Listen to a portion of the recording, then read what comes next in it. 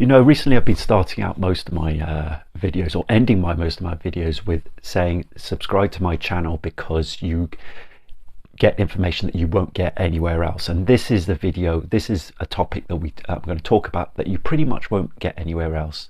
Really, a lot of the channels, specifically with sports and training, talk about the same mundane stuff. What's the exercise to be done? Well, I'm going to give you something extra and something insight that you won't get at least many places else. I haven't seen anybody else talking about it. So subscribe to my channel because this is really important. This channel is so important for sprinters, for athletes, to getting the capacity, the capabilities, reaching their potential.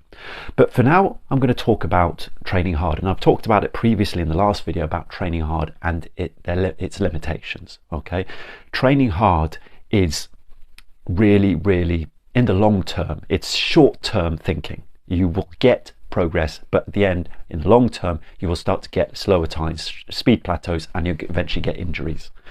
But for a lot of you have to train hard. You think you have to train hard, and if you are going to train hard, you're going to need one specific thing with it to really stem the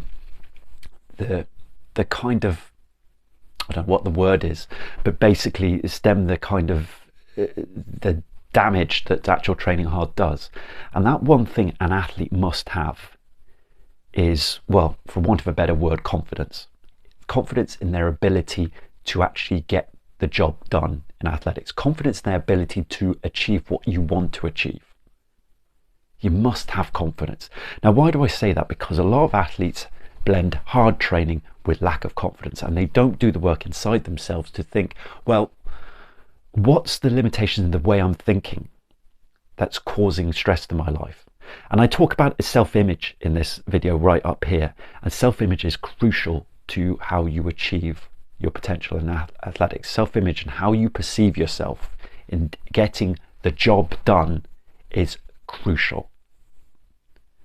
And I say that putting hard training with the lack of this, lack of self-image, lack of confidence, it's a recipe for disaster.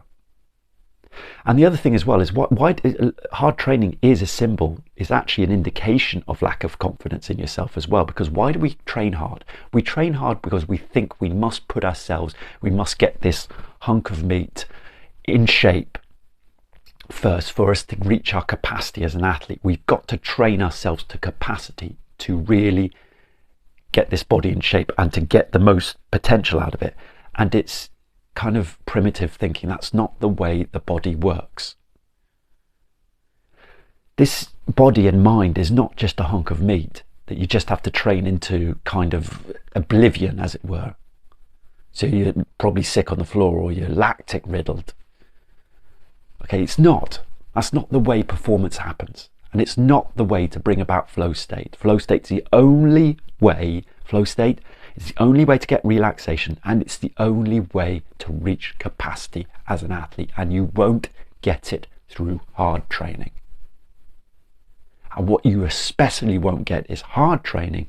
You won't reach that flow state if you lack confidence in your ability to get what you want out of your sport. You won't get it. It won't happen. And moreover, you will get injured, and you will get injured regularly. As I say, hard training is an indication that we lack confidence in ourselves because we feel we need to train ourselves to complete oblivion before we can get to reach peak fitness to get what we want to done in our sport. And that's not the way to think about it. And because of that, we rely on training, hard training. We, as athletes, it's a comfort blanket for us. We need it to feel good. We need it to say, okay, I've trained myself hard. That's a satisfying workout. Now I'm happy. It's the only time when we are happy is when we have trained. And I know I've been an athlete like that. I've been an athlete that's been, okay, I've trained hard. I've trained to capacity. I'm now happy. I can go away and be satisfied with myself. But the problem is when we rely on training, on hard training, when we haven't really thought about how relaxation, we haven't thought about our self-image, when we come to a competition, there's no hard training to fall back on. We have to perform in that competition. And we start to think, well, I've done all my hard training. I've done the hard training. I should run well. No, it doesn't work like that, because it's how you feel and how relaxed you are in that present moment that's going to make the difference. It's how you feel about yourself to get what you want out of your sport that makes the difference at that stage. Consistent training is important. You need to train. I've always said that you need to train. You need to train, but you've got to do less lactic hard training. More specifically, you can do, furthermore, you can do as much training as you want, but you must put a limitation on that lactic hard training. You've got to put a limitation on it. So as I say, it's not so much doing less training, it's doing less lactic work. That's really important. And how can you train at high intensity and train endurance at the same time without bringing lactic work? You actually can. And it's called anti-glycolytic training, that you should actually go and explore, because Pavel Tsatsouline, a very respected strength coach, talks about anti-glycolytic training. It's something that the Russians came up with years ago, and it's not actually caught on in the West, but it's essentially where they actually limit the lactic buildup in training, and it brings fantastic results. So yes, you can. So you have to think about training in a different way. Consistent training. Your priority should be relaxation. It should be training in relaxation, because you are training in a relaxed state. You're training a good habit. You must think about your self-image. You must think about, can I achieve what I want to do out of this sport? And if I can't, why not? What am I telling myself? And it involves writing down, what are my fears? What am I saying to myself? And this, you have to observe yourself. What am I saying to myself that's saying I can't do this? Well, on the start line, what are you saying to yourself? What's saying that's kind of handicapping you and getting the job done? Are you relying too much on hard training to build your own confidence for the race? It won't work. It won't. Hard training on its own will not work, and especially if you lack confidence in your ability to get the job done, it's a recipe for disaster. You will get, that's why so many athletes get substandard times, and they question themselves, and they're so confused at why they're not improving.